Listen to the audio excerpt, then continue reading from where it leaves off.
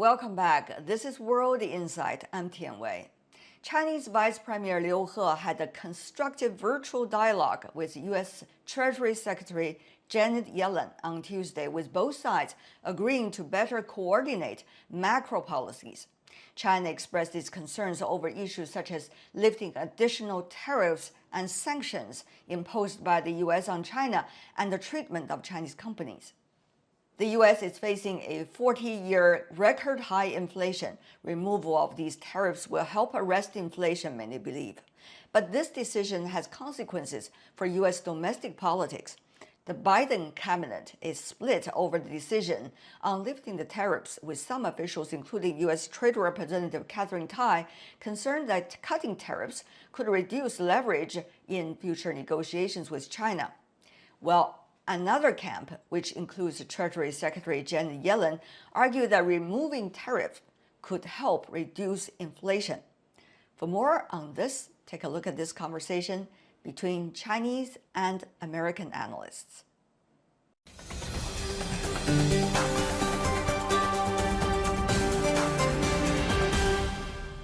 For more on the tariff issue between China and the United States, I'm joined by Max Wolf, CEO of Systematic Ventures. Also in Beijing, Li Yong, Senior Fellow from the China Association of International Trade. Gentlemen, welcome to the program. Now, one of the crucial issues to ask now is whether there is going to be constructive efforts made by both sides for the benefits of both at this time politically in order to make things better. Mr. Wolf. I believe that the time is right for a number of domestic reasons in the U.S. as well as some international reasons. I think the U.S. needs to secure closer relations with China in a bigger picture sense. And instead of importing inflation, which has become a significant domestic problem, particularly a political problem for President Biden, we need to import some deflation, and especially in the sensitive back to school season, which comes right before our elections, getting those essential items, clothing and personal goods, getting those prices down because we're not interfering with the low cost production around the world is important. So I do think we will see progress this week. Yeah. How much progress? Real progress, Professor Li? Right now, we are still in a stage of, trading off. I think on the part of the U.S., whether this is a kind of a wise decision. How this is going to evolve, on a scale of 1 to 10, I'm going to put a 6 on this. We're still facing a kind of a murky situation. That's just my take. Yeah, I think 6 is actually pretty generous. I think probably like a 5 is probably good, but I think to change the posture from it's a political benefit in the United States to say whatever negative thing you can possibly think of about trade with China, switching that to a slightly more nuanced is actually a symbolic gain. And for the Democratic Party to begin to have a conversation that we need to have domestically in the United States, which is some of our inflation problem predates COVID and supply shocks and oil issues and Iraq issues that kind of fomented at one moment, or Russia-Ukraine issues now. A lot of our inflation was imported by obstacles to free trade. That actually was the signature policy of the previous president. So moving us back to that conversation, I think is actually quite valuable in the bigger picture, whether or not I would share Professor Li's concerns about whether this creates a sea change. I think that would be overly optimistic, but it changes the conversation in a way that I think is meaningful, at least on a symbolic level. How do you see these internal debates? Will they spin out of control at this point when politics is really rising up in Washington? I don't know. So I think the fear has been that doing anything positive for free trade with China will get you labeled appeasing China or bad for American workers. The flip side is that the Republican Party has decided a little bit recklessly to make inflation the issue for 2022, right? And to that extent, if you can do something that brings down inflation, you'll look good. And my personal opinion, because I guess I am an economist, is that inflation is already probably peaked. So the game for the Biden administration is to survive long enough to take credit for the end of an inflation that they didn't begin, and their policies also won't end. So I think the fortuitous moment right now to talk a little bit about international trade policy is actually pretty interesting, even though I don't know. It's hard to bet on increasing sophistication of the American electorate right now. From China's perspective, Professor Li, in China, about how the U.S. is in its attitude toward China. I think the discussion about the reconfiguration or the cut or reduction of the tariff is a constructive move.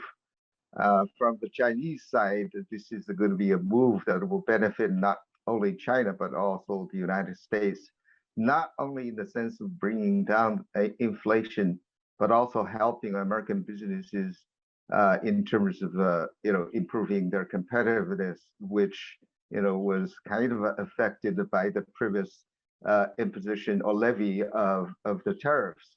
And of course, that will also help American businesses to export more to China. So this is really the good side of the discussion. And there are also other developments politically in the United States. In China, we don't really have a problem, moving forward the process if we can. And politically in the United States, there seems to be, a kind of a, very difficult situation that Biden administration is facing, particularly from the China hawks, that really emphasizes keeping the tariffs in place, and that really is backed, I think, by the political instinct, and that is very difficult for Biden administration to deal with. Is China going to have a second thought about the nature of this relationship anymore? This is really, I think, depends on the development of the situation from the Chinese side. We do whatever to improve the relationship. And we are against, all the allegations, that, some of the politicians are trying to frame China. That is really the current situation, even though, the relationship is at the lowest, but I think communications are still there. And that is going to be very helpful in terms of maintaining, a platform that both sides can really communicate and to avoid misconceptions, misunderstandings, and so on. The politics is changing very fast. Internal politics, and also some even say, the cultural wars regarding the abortion issue, the gun control issue, and a lot of on the agenda on the hands of the Biden administration. Is it really having a concerted plan regarding China-U.S.? Is it really having a concerted plan regarding economic recovery, if, as you argued earlier, the end of the inflation, even though that is arguable? Every success with China is important to the US, the Chinese, and the global economy. So I do think those cooler heads are in there. And I do think our election will devolve, as you mentioned, into a fight between inflation or recession being blamed on Biden and a Supreme Court that's very out of touch with the American attitude on some basic sort of rights issues. And so I think that actually will free up the space to make sane or more sane economic decision-making with China. And then the last thing I'd say is, from the American perspective of folks like me, and I may not be the most representative person you could find in the US, but that notwithstanding, I think that the truth of the matter is that most Americans understand on some level that they gain a lot from trade with China. Even if there are things they don't like, there are so much things that they do like and benefit from that eventually that will come to the fore. There are things like the tariff issue and what the two sides would do in terms of momentum, but there's also fundamental issues about how the two will deal with one another, despite of from time to time the momentum.